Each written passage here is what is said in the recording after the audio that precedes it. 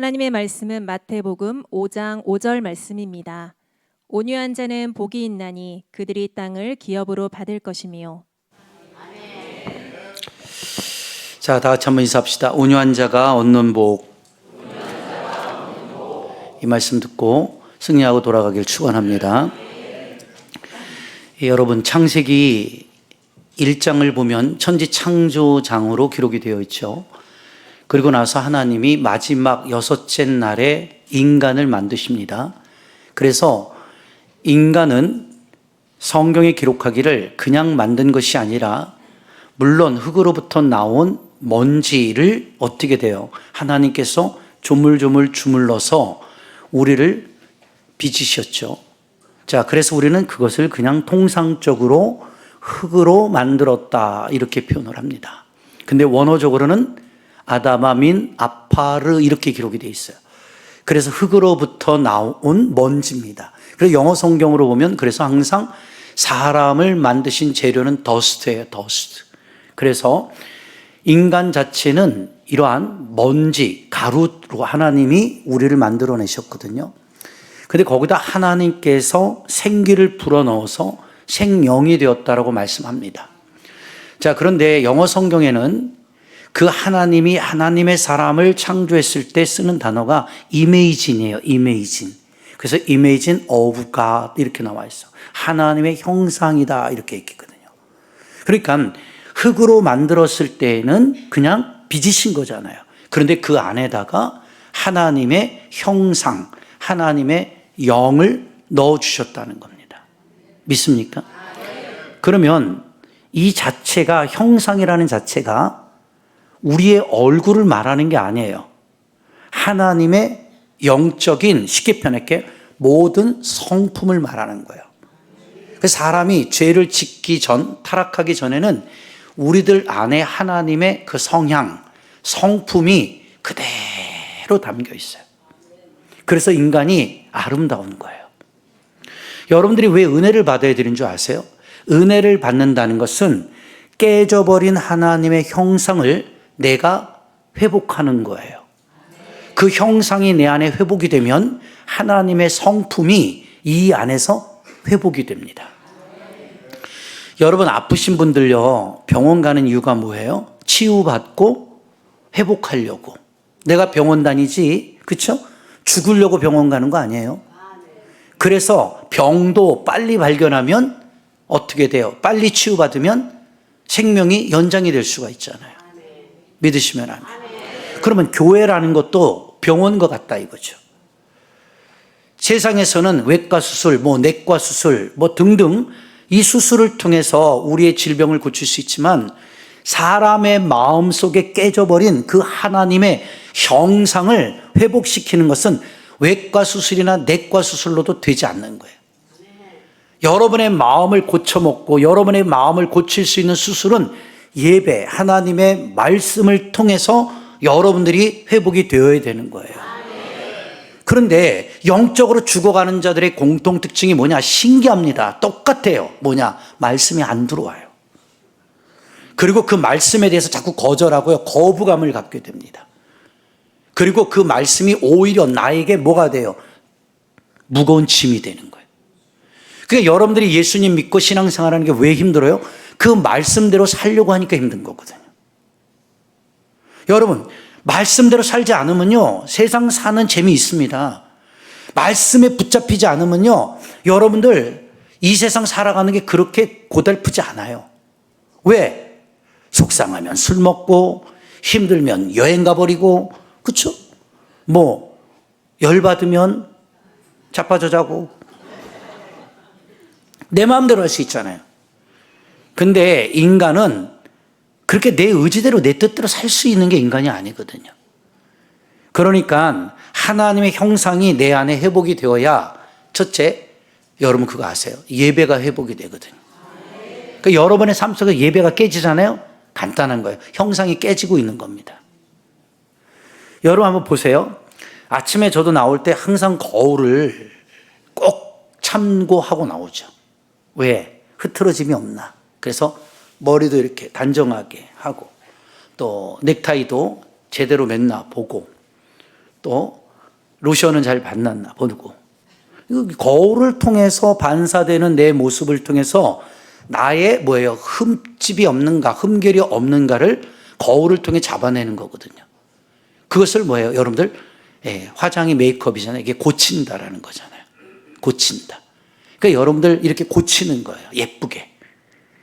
말을 하면 다 영혼들이 나간 사람들. 그러니까 고치잖아요.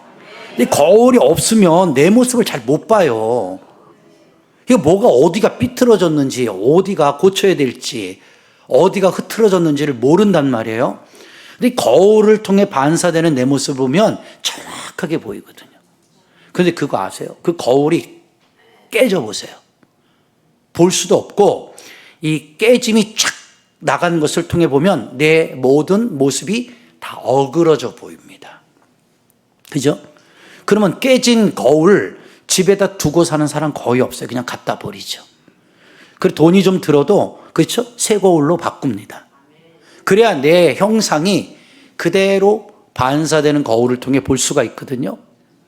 이게 무슨 뜻인지 알겠죠? 여러분들이 영적으로 하나님의 형상이 깨진 사람은요, 아무리 하나님께서 말씀을 통해서 여러분의 현 주소, 현 삶의 실태적인 생활을 폭로시켜줘도 그게 안 보여요.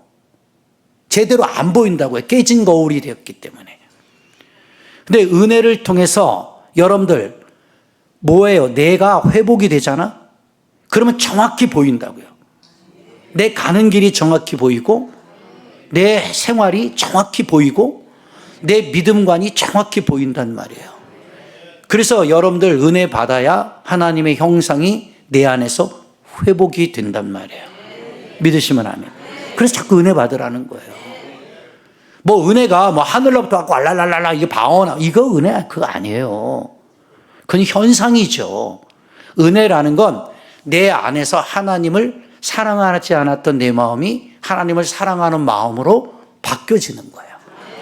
기도하지 않던 사람들이 막 기도하고 싶은 마음으로 바꿔지는 것이고, 예배의 중요성을 느끼지 못했던 사람들이 예배보다 소중한 게 없다, 그런 마음가짐으로 바꿔지는 것, 그 자체가 여러분들에게 이미 은혜가 임하고 있는 거거든요. 그게 회복이에요. 회복. 다 같이 한번 인사합시다. 회복합시다. 응? 저도 수술을 많이 해봤지만 건강한 사람은요, 수술할 때 너무 힘들어요. 왜 합니까? 살려고 하는 거거든요. 그건 나쁜 걸 잘라내는 거잖아요. 암세포도 잘라내고, 그렇죠? 그걸 다 잘라내는 거예요. 힘들어도 그걸 참아야 돼요. 그리고 내가 견딜 수 있는 힘이 있으면 3일, 4일이 지나면 이제 내 몸에서 어떻게 돼요? 치유의 역사가 일어나요. 그리고 회복이 일어나요. 그리고 뭐 한 달, 2달 되면 언제 수술했을까 할 정도로 몸이 올라오잖아요. 그죠? 그러니까 그게 뭐냐면 사람의 몸속에도 자연 어떻게 돼요? 회복할 수 있는, 재생할 수 있는, 다시 하나님이 부팅시킬 수 있는 면역 체계력을 주신 거거든요. 근데 그것이 없으면 죽는 거예요. 면역 체계가 다 떨어졌어. 이제는 병하고 싸울 수 있는 힘이 없어. 그럼 죽는 거예요. 그래서 의사들이 뭐라고 그래요? 건강을 유지하려면 면역력을 끌어올려야 된다. 몸을 따뜻하게 해라. 운동 열심히 해라. 그 다음에 열심히 식단 조절해라. 그래서 어떻게 돼요? 힘을 키워라. 그렇죠? 그래서 제일 먼저 수술하기 전에 힘을 어디다 키워야 되는 줄 아세요? 저도 수술하기 전에 의사한테 배운 거예요. 허벅지 키워갖고 오세요. 그래요. 허벅지. 이 허벅지가 튼튼하면 모든 수술도 능히 감당이 된대요. 이 근육, 이 허벅지가 저는 알았어요. 의사 통해서. 이게요, 사람의 모든 이 더러운 찌꺼기들을 태워버리는 것이 허벅지입니다. 뭐 여러 군데가 있어요. 림프절 있지만, 그 림프절이 중요해요. 근데 허벅지가 굵은 사람들이 그래서 회복력이 빠르거든요.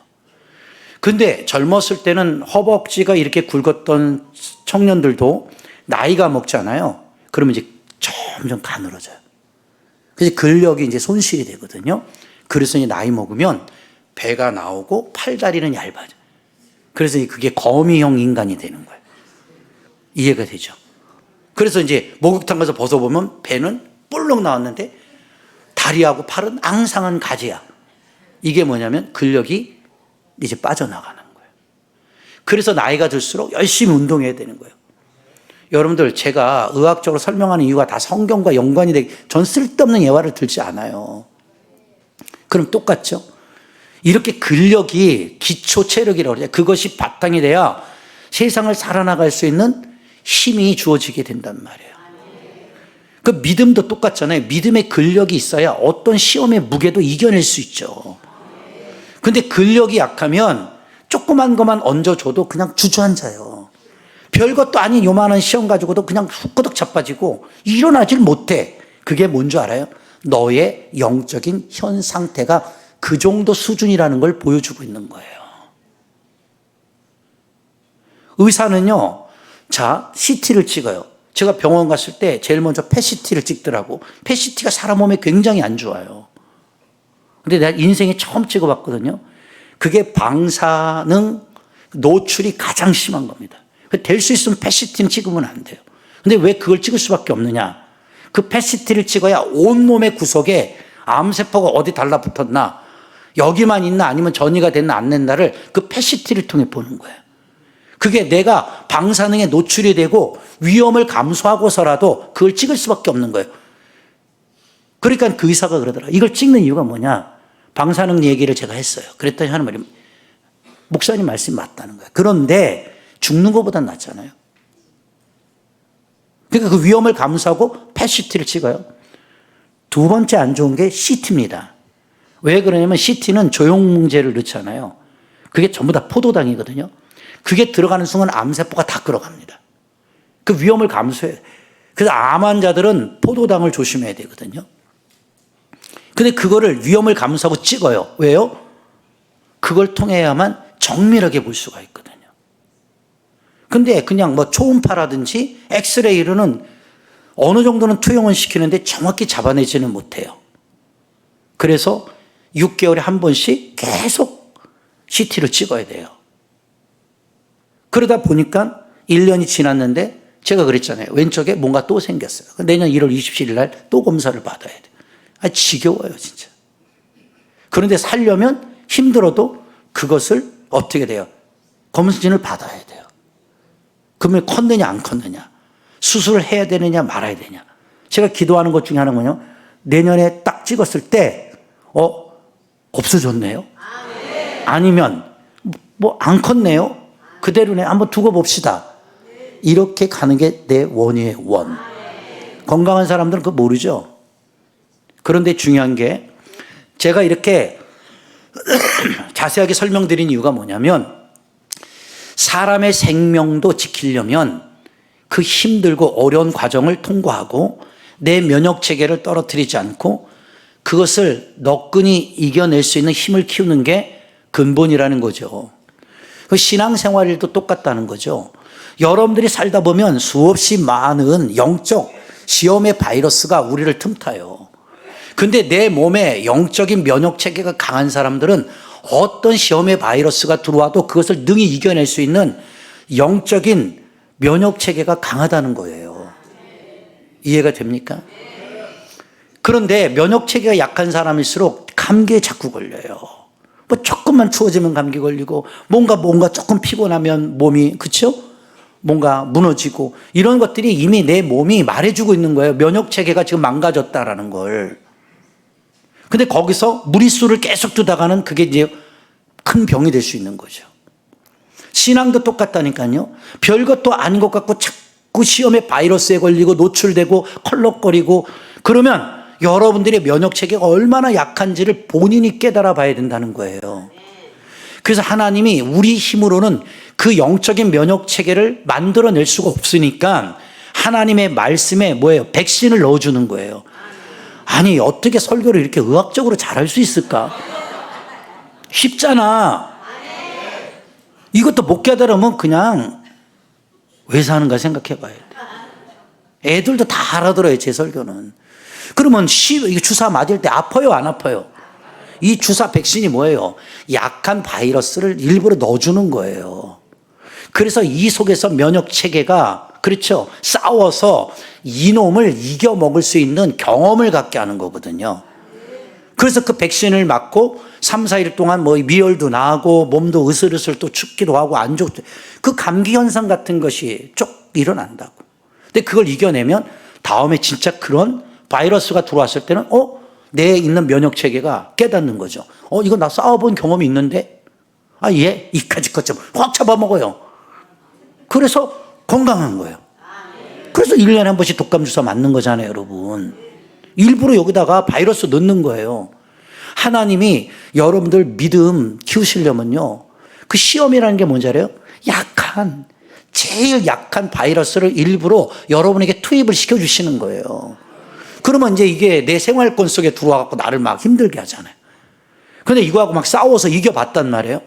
그 시험의 바이러스와 잘 싸워서 이겨본 사람은 나중에는요, 어떤 강한 시험 바이러스가 들어와도 능히 이겨내는 거예요. 그게 뭐예요? 믿음의 능력이에요. 믿음의 힘이고. 옆 사람 보고 인사하세요. 뭐라고 인사해야 될까요? 네 면역 체계는 안녕하십니까? 한번 물어보세요.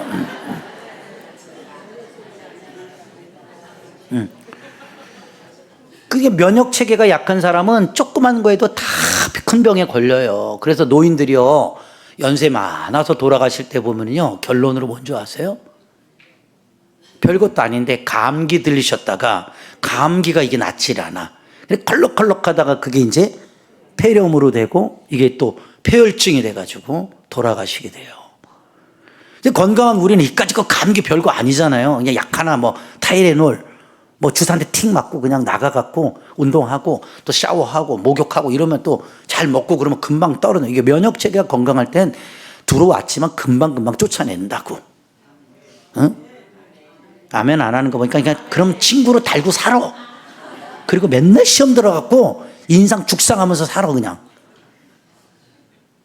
그래 안 그래요?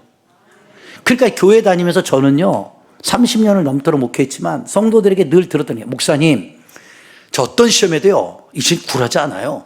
나는 어떤 것도 이겨낼 수 있습니다. 그리고 오늘도 이겼어요. 이러고 만난 사람 별로 못 봤어요. 이렇게 아멘 세게 하는 사람들이 시험에 잘 걸려요. 근데 대부분이 얘기하면 왜 다 시험 들었다는 얘기만 해요. 이래서 시험 들었어요. 저래서 시험 들었어요. 그럼 어떡하라고? 시험은 네가 든 거지. 별것도 아닌 시험 가지고 시험 들었다고. 그럼 그 시험이 들릴 수도 있죠. 나도 시험 들어요. 여러분 보면서요. 나는 일이죠. 여러분들은 100, 200, 300 아닙니까? 하나씩만 속삭여도 300개 시험이 와요. 난. 다 여러분들이 나한테 그래서 주신 선물이 암이잖아요.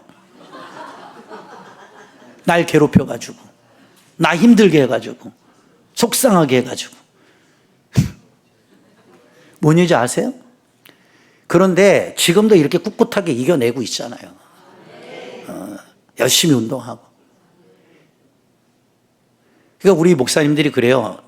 뭘 하면은 유 목사 암 환자야 건드리지 마 이래요. 그러니까 한 분이 옆에 있다. 왜 자꾸 그리 쓸데없는 소리 해? 왜? 그랬더니 왜 이 유 목사가 암 환자야? 암 걸렸으니까 암 환자야. 이 사람아 말을 똑바로 해. 해도 암 완치자야 이 사람은. 나 그 친구 밥 사줬어. 똑같은 말인데도 기분이 더럽게 나쁘더라고. 자꾸 별것도 아닌 나를 자꾸 암 환자 취급하니까. 여러분들이 암 환자 취급 안 해도 저는 국민건강보험에 암 환자로 돼 있어요. 그거 어떡하라고 뭐. 그럼 내가 그 암 걸렸다고 맨날 이러고 살면 좋겠습니까? 이까짓 건 얼마든지 이길 수 있어. 뭐 하나님이 사명 남겨두셨다면은 암 달고서도 30년 더 살 수 있어요. 근데 사명 끝나면요 암 없어도 데려갑니다. 살아있다는 건 여러분 사명이 남아있다는 걸 명심하셔야 돼요. 그 주님을 위해 살라고 그 기회를 주시는 거예요. 시간을. 그 시간의 연장, 생명의 연장이라는 겁니다. 당연히 눈 뜨고 당연히 건강하고 당연히 활동하는 게 아니에요. 하나님이 여러분에게 아직 이 땅에서 해야 될 사명이 남아있다라고 알려주시는 겁니다. 그래서 제가 왜 오늘 이 말씀을 드리냐면 그 온화하다라는 자체의 개념이 하나님의 형상이 내 안에 회복이 되었다라는 거예요. 그래서 심령이 봐봐요. 온유한 자가 그랬잖아요. 다 다 심령이 가난한 자가, 심령이 애통하는 자가, 왜 예수님께서 이 팔복산상수훈을 통해서 심령 이걸 8번을 터치하셨을까요? 심령이란 똑같은 단어를. 지금 해드린 모든 예화법적 설교가 거기에 답 있는 거예요. 너희들 심령이 깨졌다는 거예요. 마음이 산산조각 나서 심령이 어떻게 돼요? 가난해지지 못했고 어느 날부터 그 심령이 하나님 앞에 눈물 한 번을 흘려보지도 못하는 그런 어떻게 돼? 강팍한 자들이 되었고, 심령이 어느 날부터 내 마음이 온유해지지 못하고 교만해지고, 그렇죠? 이렇게 퍽퍽해진 내 모습을 예수님께서 설교를 통해 현실을 지금 폭로시킨 거예요. 그래서 너희들이 8가지의 복은 뭐부터 온다? 하나로 드리면 너 심령에서 오는 거야. 너 마음 고쳐야 복을 받을 수 있어 라고 얘기하는 거죠. 근데 그 심령이라는 자체가 마음 심자잖아요. 그게 눈에 안 보이잖아요. 그게 영이란 말이에요. 근데 그걸 뭘로 고칠 수 있냐면, 여러분 마음 누가 고칠 수 있어요? 부모가요? 천만에요. 친구들이요? 아니요. 여러분의 마음을 고칠 수 있는 건 여러분의 마음을 창조하신 하나님밖에 없어요. 그래서 말씀을 듣고 하나님을 만나야 내 삐뚤어져 있는 마음이, 깨져버린 나의 마음이 어떻게 해요? 붙여진다고. 그래서 하나님의 형상이라는 자체가 히브리 말로 첼라거든요. 첼라. 근데 죄 짓잖아요. 창세기 3장에. 그 깨져버린 거예요. 하나님과의 관계를 욕심과, 그렇죠, 정욕과 자기에 대한 이권으로 인하여 하나님의 형상을 이 사탄에게 속아서 깨트려 버린 거라고요. 그 깨져버린 그 브레이킹 이미지인 이 자체가 깨져버렸단 말이에요. 이거를 누가 회복할 수 있어요? 사람이 못해. 그러니까 하나님께서 뭐예요? 독생자이신 아들을 보내주심으로 너희들의 죄를 사하고 깨져버린 하나님의 형상을 내 아들을 통해 뭐예요? 회복시키겠다라는 거예요. 그러니까 여러분들이 교회라는 것은 영적인 병원인데, 여기에 와서 하나님이 여러분들에게 그 말씀의 백신과 그리스도에 대한 은혜를 통해서 여러분들의 그 형상이 하나님의 형상으로 바뀌어져야 되는 거예요. 그 사람의 은혜 받으면 그래서 얼굴이 주님의 형상과 같은 거예요. 우리 교회에서는 아직 만나보질 못했어요. 옆 사람 보고 인사해보세요. 조금 주님의 형상이 되어가는 것 같아요. 그게 뭐예요? 예수님을 닮아가는 거예요. 어떻게 예수 믿었다고 짠 이렇게 됩니까? 안 된다고. 뭐 붕어빵 찍어내듯이. 근데 붕어빵도 시간을 기다려야 그 형틀에 의해서, 그렇죠? 쉽게 말하면 조금 태워야 빵이 돼서 나오잖아요. 그럼 붕어가 탁 나와요. 여러분들 하나님이요, 여러분 좀 기다려주고 있는 게 뭔지 알아요? 지금 여러분들 굽고 있는 거야. 그래서 나중에 딱 찍어서 낼 때, 그 형틀에 나올 때, 저 사람 얼굴은 예수님 같다, 얘. 근데 아멘이 약한 걸 보니까 자기들도 아는 거야. 마귀 새끼 같은 거야, 내가. 그 형상이 깨져버린 사람은 항상 보세요. 마귀상을 하고 있어요, 마귀상을. 자, 보세요.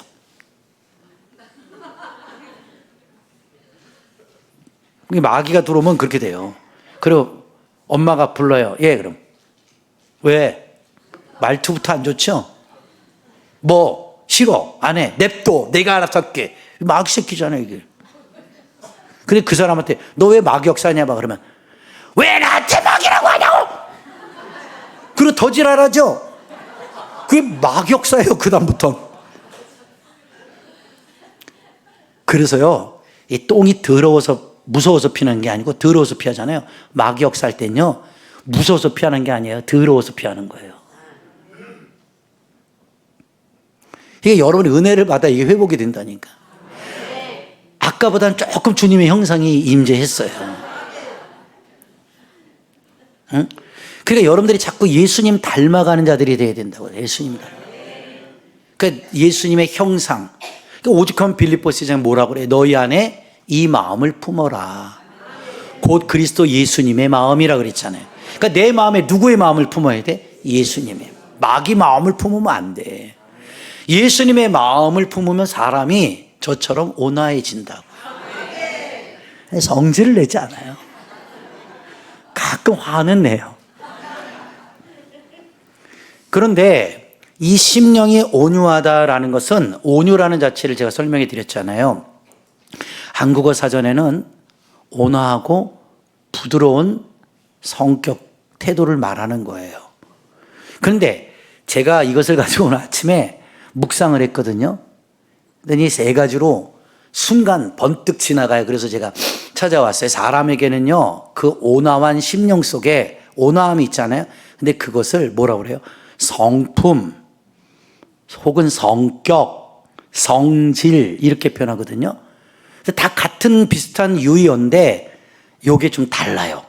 한번 볼까요? 왜 심령이 온화해져야 되는지. 자, 성품이라는 건 이 품자가요, 입구자가 3개거든요. 이게 품성 품자예요. 성자는 성품 성자예요. 한자 모르시는 분 제가 설명해 드리는 거예요. 근데 이 품성 품자가 입이 3개잖아요. 근데 이따가 설명해 드릴게요. 성품이에요. 사람의 성질이나 됨됨이거든요. 그러니까 강직한 성품, 그것도 그 사람의 성품이에요. 근데 성을 점잖게 이르는 말인데 유효로는 됨됨이 마음씨예요. 이게 성품이에요. 성품. 두 번째로는 성격이 있어요. 격. 이게 인격 격자거든요. 그래서 그 앞에 다 사람 인자에서 나온 모양을 띠고 있는 거예요. 그런데 개인이 가지고 있는 고유의 성질이나 품성이에요. 어떤 사물이나 현상의 본질이나 본성, 환경에 대하여 특정한 행동, 형태를 나타내고 그것을 유지하고 발전시킨 개인의 독특한 심리적 체계, 각 개인이 가진 남과 다른 자기만의 행동 양식, 이렇게 표현되어 있어요. 이게 성격이에요. 성격. 자, 그 다음에 뭐예요? 성질이 있죠. 이게 본질 질자란 말이에요. 그래서 사람이 지닌 마음의 본바탕이에요. 그러니까 다 똑같은 유의어인데 이렇게 차이가 있단 말이에요. 그러니까 저 사람 보세요. 이렇게 얘기하잖아요. 참 사람 괜찮아 할 때 저 사람 참 성품이 좋아, 혹은 성격이 좋아, 이렇게 얘기를 해요. 그래요, 안 그래요? 근데 뭔가 그 사람이 지닌 마음의 본바탕이 뭘로 나타나는 거예요. 사물이나 현상이 가지고 있는 고유의 특성이거든요. 그러니까 나타난단 말이에요. 그게 성질이라고. 그래, 이렇게 얘기하는 거죠. 저 사람 참 성격도 좋고 성품도 사람이 괜찮아. 근데 성질이 지랄 맞아. 이렇게. 성질이 아주 고약해. 그런다. 그렇죠? 맞아요, 안 맞아요? 그럼 여러분에게 물어볼게요. 여러분은 성질이 어떠세요? 나는 좀 지랄 맞다. 나는 지랄 맞다 한번 손 들어봐. 자기가 자기 성질을 모르니까 그따구로 사는 거요. 나는 내 성질이 참 나는 좋다고 생각한다. 한 명밖에 없네? 근데 유 집사님, 그것도 착각일 수 있어요. 그 성질 좋은 건 본인이 좋다고 해도요, 옆 사람이 못 느끼면 안 되는 거예요. 내가 이렇게 얘기해도 우리 사모님도 손 안 들잖아요. 그럼 난 거꾸로 이렇게 성질이 나는 참 내가 볼 때 진짜 사람이 그래도 괜찮다. 내가 이런 분들하고 목회하니 힘든 거예요. 그런데 그럼 다시 한번 바꿔볼게. 성품은 난 참 괜찮은 편이다. 난 성격은 좀 좋은 편이다. 뭐야, 어떻게 하자는 거야 지금? 이걸 이제 이렇게 자꾸 말 안 하면 뭐라는지 성질 돋군다고 그러는 거예요. 너 무시해 지금? 이 성질 돋구네 이러죠. 성품 돋구네. 이렇게 성격 나오게 하지 마라, 이런 말은 해요. 그러니까 사람이, 제가 이 말씀을 드린 이유가 뭔지 알아요? 은혜를 받으면 성품이 주님의 성품, 성격이 주님의 성격, 성질이 주님의 성질로 바뀌는 거예요. 그게 여러분 은혜 받으면 내가 노력하지 않아도 하나님이 그렇게 우리를 만들어줘요. 그래서 성경에는 날마다 시험에 들지 않도록 깨어 기도하라고 그러죠. 맞아요, 안 맞아요? 그 왜 그래요? 여러분들이 주님 만나기 전에 여러분들은 아담과 하와의 후손들이기 때문에 그 깨진 형상들이 이 안에 다 있거든요. 죄악성이라고 그래요. 그걸 죄성. 그 죄성이 있기 때문에 여러분들이 그것을 제거해내지 않으면 지금 그것이 가려워진 것 같으나 가려워진 게 아닌 거예요. 그 사람은요, 겉으로 볼 땐 다 좋아 보인다니까. 근데 그 사람과 관계를 갖다 보면 그 사람의 성질이 다 보입니다. 그래서 저 사람 참 성질 괴팍하구나. 나 저 사람하고 친해지지 말아야지. 이런 판단력을 갖게 되는 거잖아요. 근데 왜 성경에는 그러한 우리들에게 온화한 자가 되라고 얘기했을까요? 제가 얘기했잖아요. 그 온화하다라는 자체에 프라우스라는 단어는 기억해내셔야 돼요. 따뜻하고 부드러운 그러한 태도를 한글 성경에서는 말하고 있지만 원어적 성경어는 제가 뭐라 했어요? 길들여진 동물이라는 뜻과 유사어가 되어 있다. 그래서 하나님이 우리를 뭐예요? 이렇게 하나님의 온화한 주님의 마음을 갖게 하시려고 우리를 길들이시는 거라고. 그러니까 제가 그랬잖아요. 기억하세요. 길들여지지 않은 동물은 야생동물이에요. 야생동물은 싸나워지죠. 여러분들의 마음속에서 자꾸 싸나움이 나온다는 건 길들여지지 않고 있다는 거예요. 그 야생성이 그대로 나오는 거예요. 여러분 그거 아세요? 개는 원래 본질 자체가 늑대입니다. 늑대에서 교배를 시켜가지고 유전적으로 바뀌고 사람의 손에 길들여지다 보니까 우리하고 가장 친근한 반려동물이 된 거죠. 근데 사실상 본질상으로 보면 늑대 새끼를 키우는 거예요. 그게 바뀌어서 개라고 표현한 거죠. 이해가 됩니까? 그러니까 여러분도 마찬가지예요. 여러분들도 영적으로 옛날엔 그 야생성을 갖고 있는 늑대의 본질성을 갖고 있었다면 예수님을 만나고 길들여져서 여러분들이 반려자가 되어야 되는 거예요. 근데 개도 싸나운 개들 있잖아요. 그래서 어떻게 돼요? 제가 그랬잖아요. 개통령이었던 김용욱 손에만 붙잡혀지면 하루 이틀도 안 되고 개가 되게 얌전하게 바뀌어요. 그게 길들여졌기 때문에 그러는 거예요. 여러분들이 개를 키울 때 내가 내 개를 사랑하지만 그 개를 감당하지 못하는 이유가 뭐냐면 길들이는 방법을 모르는 거거든요. 하나님은 우리를 길들이는 조련사예요. 아주 탁월한 조련사이기 때문에 여러분들이 말이 안 됐고 자꾸 싸나워지고 야생성이 나올수록 하나님은 다른 것들로 여러분을 조련합니다. 여러분을 훈련하게 돼 있어요. 여러분이 키우는 개 갖다 버릴 수 없죠. 요즘에 개 함부로 갖다 버렸다간 철창신세 잡니다. 유기견 함부로 하는 거 아니에요. 그런데 중요한 게 있죠. 여러분들이 교회를 30년 아니 20년 그래 적게 10년 이상 다녔는데도 신기하게 여기 어린아이부터 젊은이들 노년의 일까지 길들여지지가 않는다고. 하나님이 왜 많고 많은 사람들 가운데 목사를 앞에 세웠겠어요? 조련사로 세운 거예요. 하나님의 말씀을 통해서 이렇게 여러분 지금 조련하고 있는 거라, 길들이는 거라고. 근데 여러분 어떻게 돼요? 내 말이라고 생각하니까 무시하는 거잖아요. 그게 하나님의 말씀이라면 무시가 되겠냐고요. 근데 보세요. 사람의 말도 무시하는 자들은 하나님의 말도 무시합니다. 성경이 정확히 뭐라고 그래요? 보이는 사람에게도 제대로 못하는 사람은 보이지 않는 하나님께 잘할 수가 없어요. 이해가 됩니까? 여러분들 개와 사람의 차이가 뭔지 알아요? 개는 본능, 인스팅크션, 이 본능밖에 없어요. 그래서 뭔가를 조련시키고 훈련시키고 그것을 행동을 그대로 옮기면 잘했어 하고 칭찬하고 먹이를 줘요. 그 먹이 받아 먹는 맛에 내가 이런 행동을 하면 주인이 나한테 먹이를 주는구나, 이걸로 길들이는 거거든요. 근데 여러분 개가 아니잖아요. 동물이 아니잖아요. 그래 잘했어 하고 내가 먹이 주면 여러분 계속 내 말 들을 것 같아요? 여러분에겐 그게 아니라 하나님의 그 형상을 따라 뭘 줬어요? 지각이라는 걸 줬어요. 알지 깨달을까. 그 사람은 알고 깨닫는 거예요. 그 깨닫는 게 복이라고 그런 거거든. 그러니까 깨닫지 못하는 것은 성경에 뭐래요? 짐승과 같다 그랬다고. 짐승은 깨닫는 게 아니에요. 여러분 훈련을 통해서 본능적으로 배우는 거예요. 이렇게 행동을 하니까 먹이가 오는구나. 그 먹이로 계속 길들이는 거거든요. 김영기 집사님, 내가 먹이를 줄 테니까 계속 길들여 볼래요? 이게 절대 안 길들여져요. 왠지 알아요? 저분은 동물이 아니에요. 짐승이 아니라고. 생각이 있다고요. 그래서 철학자들이 뭐래요? 사람이란 정의가 뭐예요? 나는 생각한다. 고로 존재한다. 그러니까 생각할 줄 아는 게 인간이란 말이에요. 그러니까 동물과 사람의 차이는 생각하느냐, 생각하지 않느냐. 근데 요즘 친구들, 젊은 애들 어느 순간부터 생각하는 게 없어졌어요. 선생님들이 뭘 해도 야, 좀 생각 좀 해보자. 생각이라는 단어를 굉장히 싫어한답니다. 여러분, 말도 행동도 좀 생각 좀 해보고 해봐야. 그 생각이라는 자체가 어느 정도 사라져버리고 나니까 사람이 생각이 아니야. 인간들 자체가 본능이야, 본능. 그러니까 내가 좋은 거에 끌리고, 내가 먹고 싶은 대로 먹고, 자고 싶으면 자고, 놀러 가고 싶으면 놀러 가버리고. 이게 본능에 의해서 사람들이 움직여지잖아요. 그러니까 사람이 뭐예요?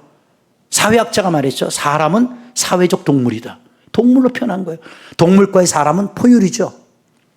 젖을 먹이기 때문에. 그것이 동물학적 근간을 두고 있는지 모르겠지만 하나님이 인간을 인간으로 표지를 할 때는 그렇게 말하지 않아요. 뭐라 그래요? 하나님을 아는 것이 지혜의 근본이다. 나는 지식의 근본이다.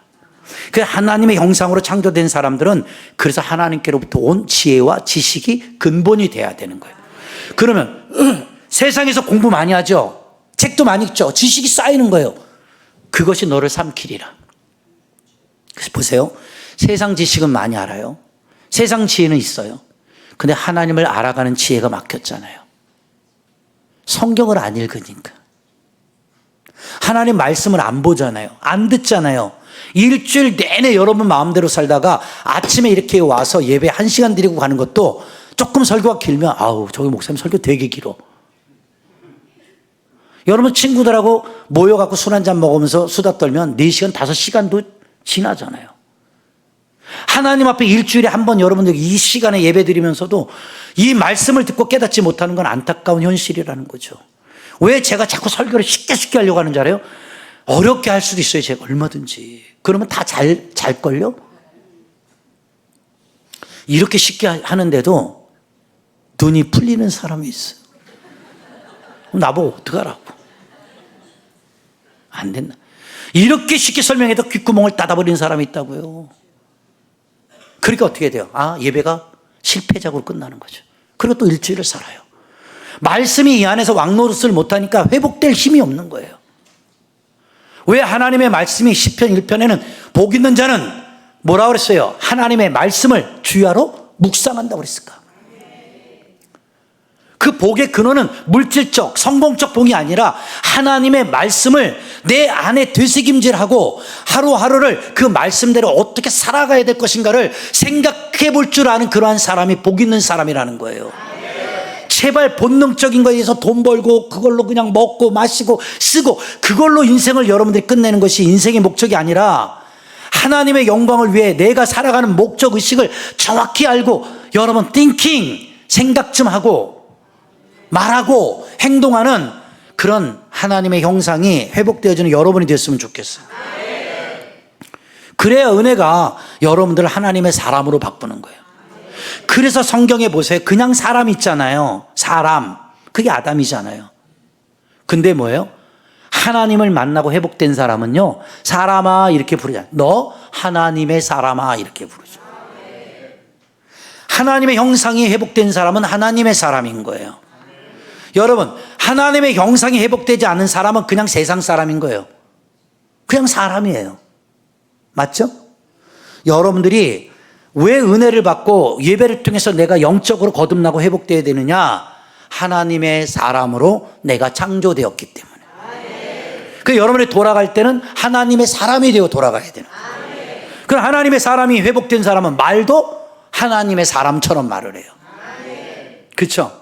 성품도 하나님의 사람답게 그 성품이 나오죠. 그래서 은혜 받고 변화됐다고 그러죠.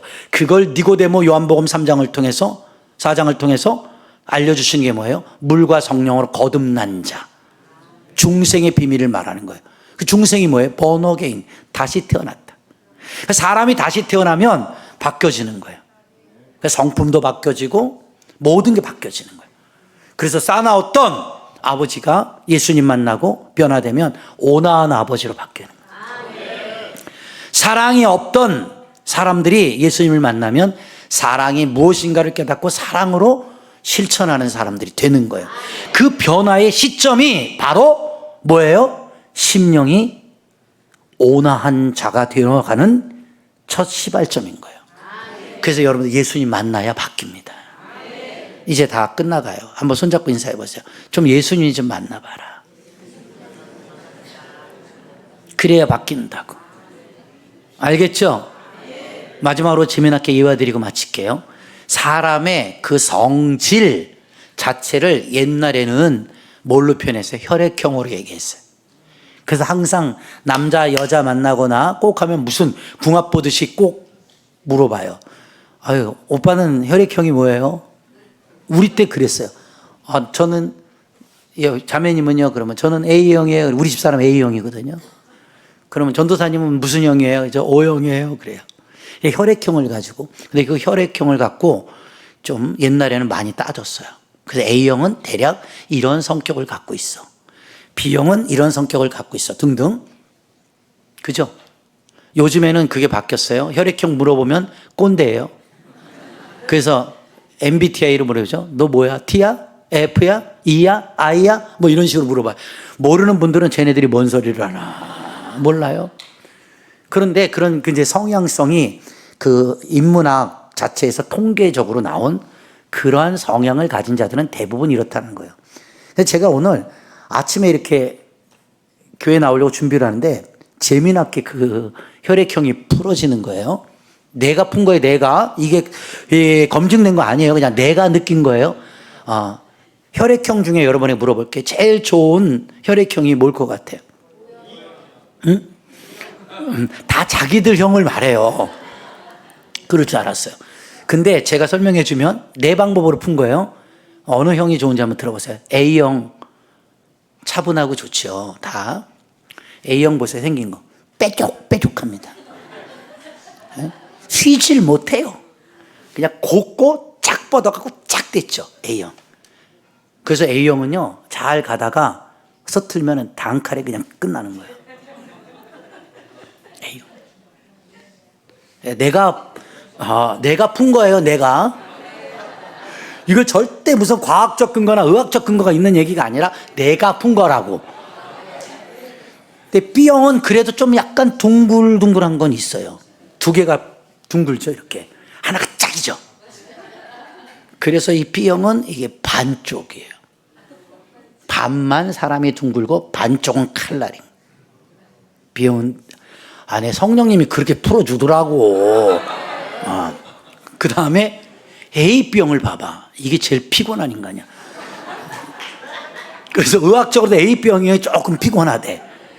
이게 있고 이것도 있는데 이게야. 그래서 이게 이건지 몰라.